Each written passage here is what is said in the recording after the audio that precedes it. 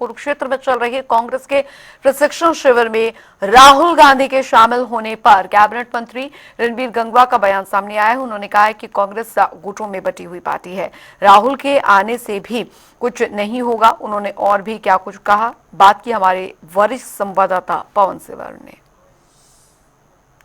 लोकसभा में नेता विपक्ष और कांग्रेस के वरिष्ठ नेता राहुल गांधी आज हरियाणा के कुरुक्षेत्र में है। चूंकि कुरुक्षेत्र में उत्तराखंड और हरियाणा कांग्रेस के नेताओं का एक 10 दिन का प्रशिक्षण कार्यक्रम चल रहा है, जिसका आज समापन होने जा रहा है। इस कार्यक्रम के जरिए कांग्रेस अपनी मजबूती का दावा कर रही है और इसके अलावा भी तमाम मुद्दे हैं जिन पर बातचीत करेंगे। मेरे साथ हरियाणा के कैबिनेट मंत्री रणबीर सिंह गंगवा मौजूद है। गंगवा साहब, कांग्रेस जो है वो अपने संगठन को मजबूत करने के लिए और सरकार यानी जो भाजपा की तमाम जो रणनीतियां हैं उनके विरुद्ध अपनी रणनीति तैयार करने के लिए 10 दिन का एक प्रशिक्षण कार्यक्रम किया है कुरुक्षेत्र में। आज राहुल गांधी भी इस प्रशिक्षण कार्यक्रम में पहुंचे हैं। कैसे देखते हैं आप इस कार्यक्रम को? देखिए पवन जी, अपने अपने पार्टियों के कार्यक्रम होते हैं, वो कांग्रेस के लोग भी अपना कार्यक्रम कर रहे हैं, लेकिन जहाँ तक कांग्रेस पार्टी की बात है वो एक परिवार से बाहर नहीं निकल पा रही। प्रजातंत्र है, प्रजातंत्र के अंदर विद इन पार्टी भी लोकतांत्रिक ढंग से चुनाव जो होना चाहिए तो ही लोग एक्सेप्ट करते हैं।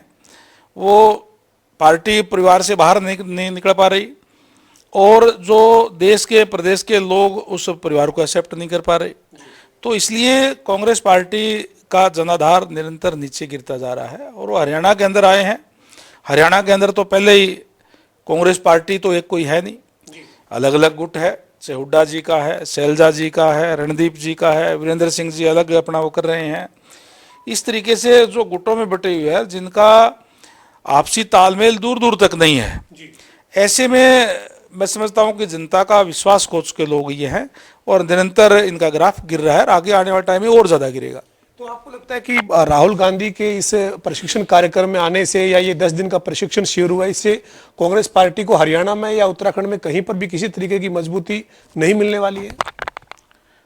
राहुल गांधी जी का तो जितना ज्यादा घूमेंगे, जहां जहां शरण पड़े संतन के, ये जितना ज्यादा कहीं घूमेंगे इतना ही ज्यादा इनका ग्राफ नीचे गिरेगा, क्योंकि लोग एक्सेप्ट नहीं करते परिवारवाद को।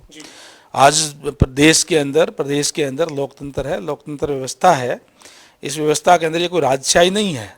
जिस तरीके से कांग्रेस पार्टी चल रही है, जिस तरीके से उन्होंने अपने समय में जिस तरीके से राज चलाने का काम किया, युवाओं की नौकरियां बेचने का काम किया, किसानों को जमीन हड़पने का काम किया। हरियाणा में भी क्या कोई परिवारवाद जैसी स्थिति है कांग्रेस की? जो हरियाणा में कांग्रेस 2024 में उम्मीद थी सत्ता में आने की कांग्रेस के नेताओं को, लेकिन सत्ता में नहीं आ पाई। हरियाणा में भी इसका असर है? हरियाणा में मैंने कहा ना कि एक पार्टी है ही नहीं, ये तो गुट है, अलग अलग गुट है जिनका कहीं भी कोई तालमेल नहीं है।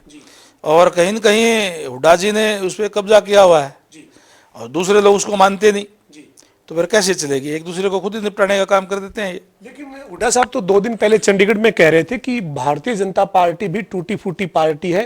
राव नरबीर कुछ कहते हैं, राव इंद्रजीत सिंह कुछ कहते हैं, अनिल विज की बात नहीं सुनी जाती जो कि एक मंत्री है, वो आप पे आरोप लगा रहे हैं सर। देखिए, भारतीय जनता पार्टी संगठन की पार्टी है, कार्यकर्ताओं की पार्टी है।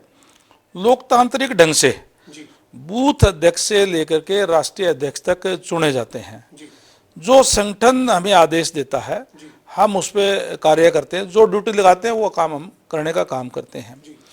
बाकी जो आपने बात कही, राव इंद्रजीत जी और जो सारे हमारे सीनियर नेता है, हेल्दी डिस्कशन चलता रहता है, एक दूसरे की चर्चा चलती रहती है। इस तरीके से कहीं गुटोबाजी या गुटों में बटी हुई बीजेपी ना है, ना हो सकती, क्योंकि संगठन की पार्टी है, संगठन के दिशा निर्देशन और ही चलती है। संगठन की आपने बात की, आपको नए राष्ट्रीय अध्यक्ष नितिन नवीन मिले हैं और उन्होंने अपना कार्यभार संभाल लिया है। उनके कार्यभार संभालने के बाद हरियाणा के मुख्यमंत्री ने, हरियाणा के जो पूर्व मुख्यमंत्री है, केंद्रीय मंत्री है मनोहर लाल जी, उन्होंने मुलाकात की है, बधाई दी है। तमाम नेता उनसे मुलाकात करे। आपको लगता है कि अब नई ऊर्जा के साथ राष्ट्रीय अध्यक्ष के नेतृत्व में आगे बढ़ेगी भाजपा? देखिए, जैसे मैंने पहले कहा कि हमारा बूथ अध्यक्ष से लेकर राष्ट्रीय अध्यक्ष तक लोकतांत्रिक ढंग से चुना जाता है। माननीय नितिन नवीन जी हमारे राष्ट्रीय अध्यक्ष बने हैं, कल उन्होंने कार्यभार संभाला है और एक लोकतांत्रिक ढंग से नितिन नवीन जी एक प्रतिभावान है, ऊर्जावान है, युवा है, अनुभवी है, क्योंकि लगातार 5 बार वो एमएलए रहे हैं, अभी भी एमएलए हैं, सरकार में मंत्री रहे हैं, सरकार चलाने का अनुभव भी है, संगठन के अंदर रहे हैं, संगठन की रीति नीति का पता है कि किस तरीके से संगठन चलाता है, और अलग अलग प्रदेशों के प्रभारी रहे हैं, उन्होंने उनके नेतृत्व में चुनाव जीते हैं।